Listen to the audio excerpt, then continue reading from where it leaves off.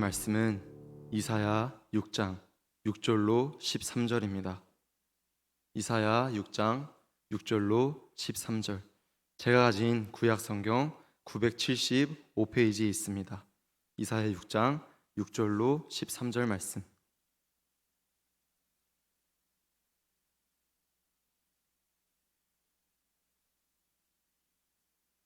찾으신 줄 알고 제가 봉독해 드리겠습니다.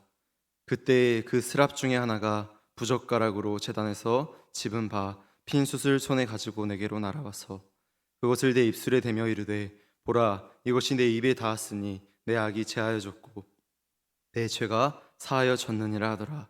내가 또 주의 목소리를 들으니 주께서 이르시되 내가 누구를 보내며 누가 우리를 위하여 갈고 하시니 그때에 내가 이르되 내가 여기 있나이다, 나를 보내소서 하였더니 여호와께서 이르시되 가서 이 백성에게 이르기를 너희가 듣기는 들어도 깨닫지 못할 것이요 보기는 보아도 알지 못하리라 하여 이 백성의 마음을 둔하게 하며 그들의 귀가 막히고 그들의 눈이 감기게 하라.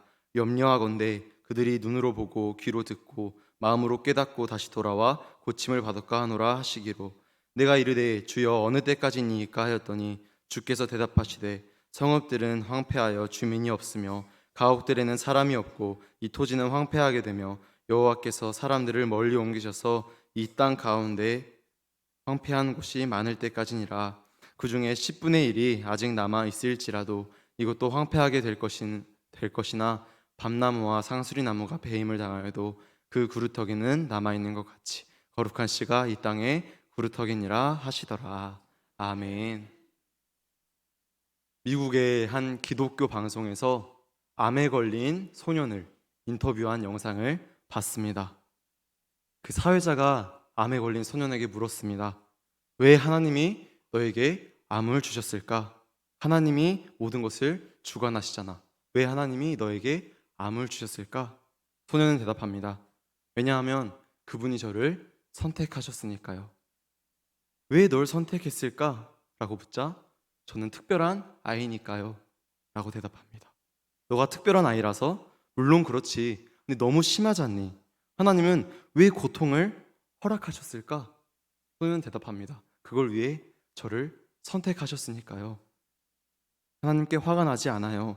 왜냐하면 동생들이 아닌 저를 선택하셔서 저는 그게 기뻐요. 동생들이 고통받는 건 싫어? 동생들이 아픈 건 싫어? 라고 인터뷰 영상이 마쳐집니다. 이 인터뷰 속 소년이 고통을 감내하는 것은 동생들이 아닌 내가 선택받아서 기쁨으로 감당할 수 있다라고 말하는 이 고백을 들었을 때 이 말이 진정한 사랑이며 우리가 진정한 사랑은 무엇인지 깨닫게 해주는 소년의 말이었습니다. 이 소년은 특별히 하나님께 선택받았지만 그 선택은 누구나 피하고 싶은 선택입니다. 그러나 그 선택을 기쁨으로 감당하는 그 소년을 보며 부끄러움과 동시에 도전을 받게 됩니다. 우리가 오늘 읽은 본문 이사야 선지자도 하나님께 특별히 선택받는 내용입니다. 오늘은 선지자 이사야가 선택받는 과정과 그에게 사명을 주시는 모습을 통해 오늘날 하나님의 선택을 받은 우리에게는 어떤 말씀을 하고 싶으실까 함께 묵상하며 은혜를 나누고자 합니다. 본문 6절 7절을 다시 한번 한 목소리로 읽도록 하겠습니다. 6절과 7절.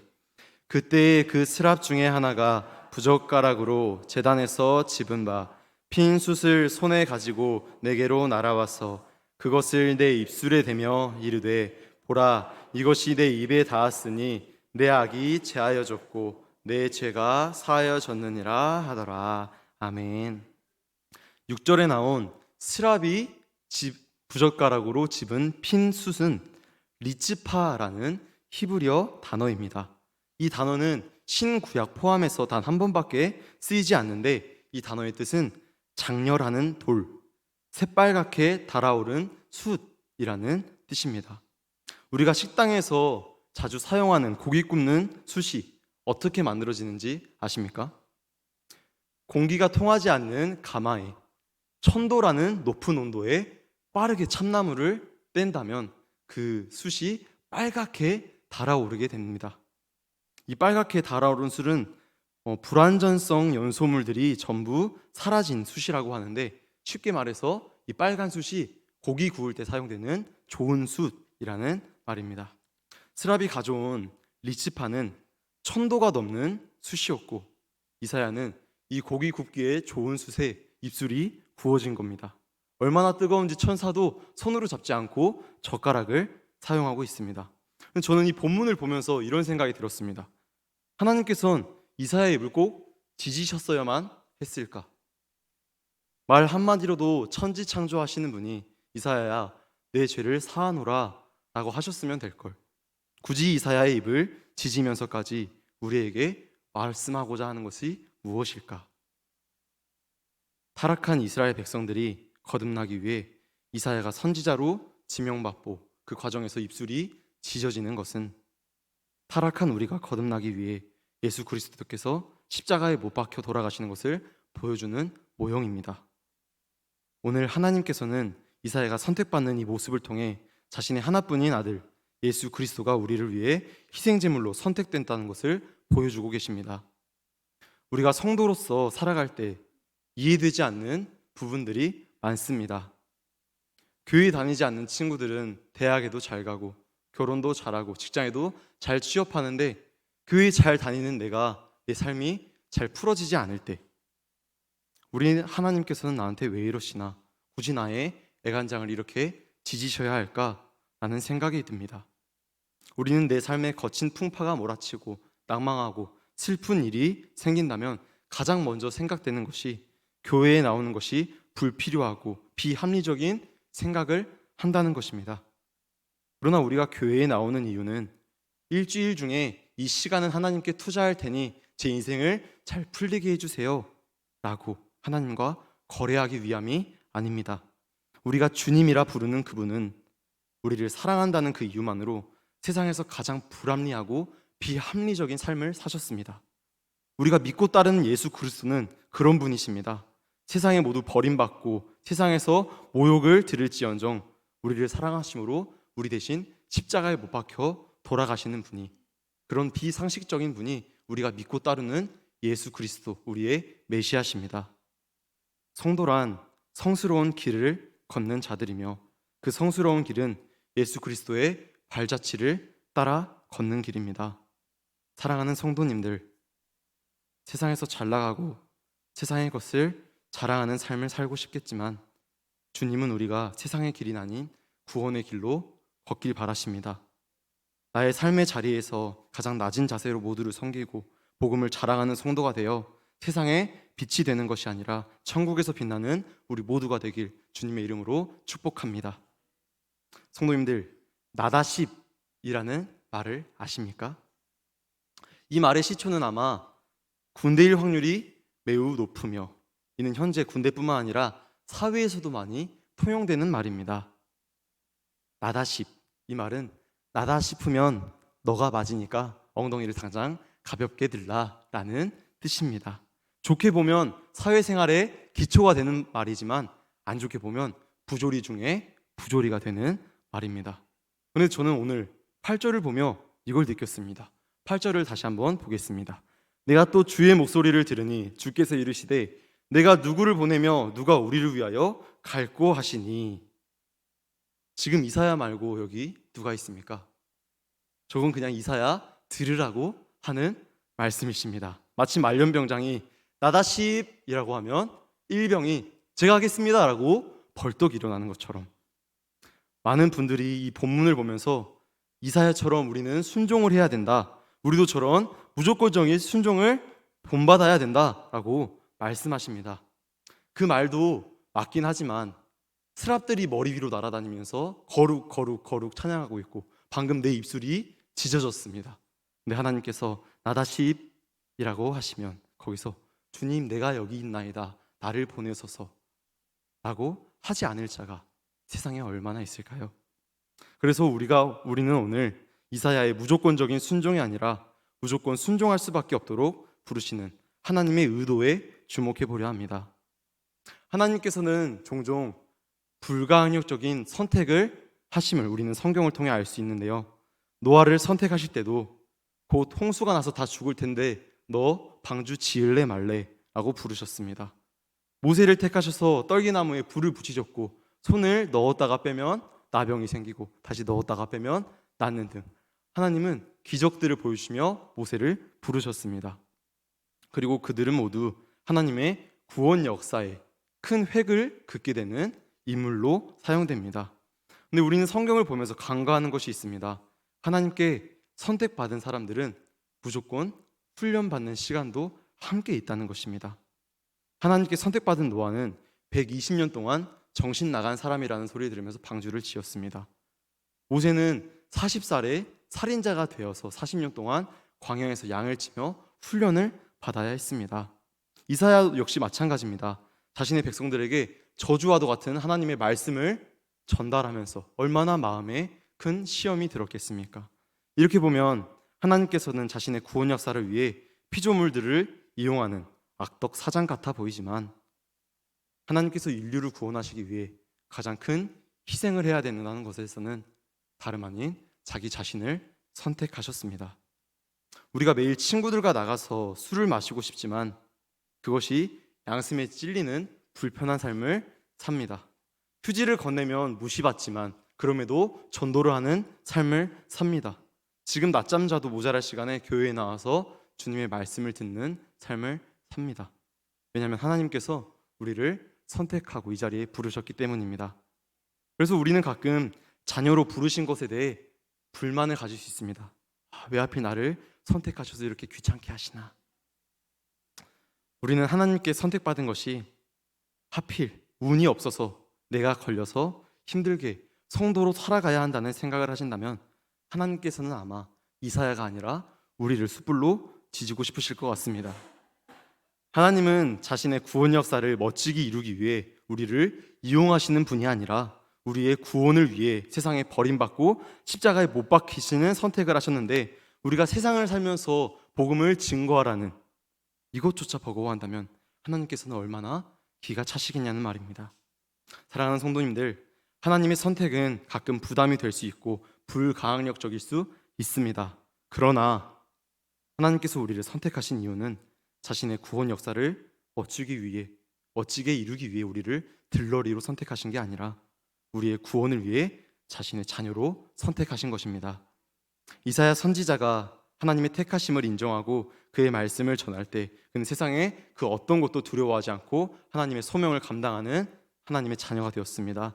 오늘 우리에게도 하나님의 부르심이 들리신다면, 하나님의 뜻이 느껴지신다면 더 이상 머뭇머뭇하지 마시고 내가 여기 있나이다, 나를 보내소서라고 나의 주권을 내려놓고 주님의 주권을 인정하며 살아가는 선택받은 백성들이 되시길 간절히 소망합니다.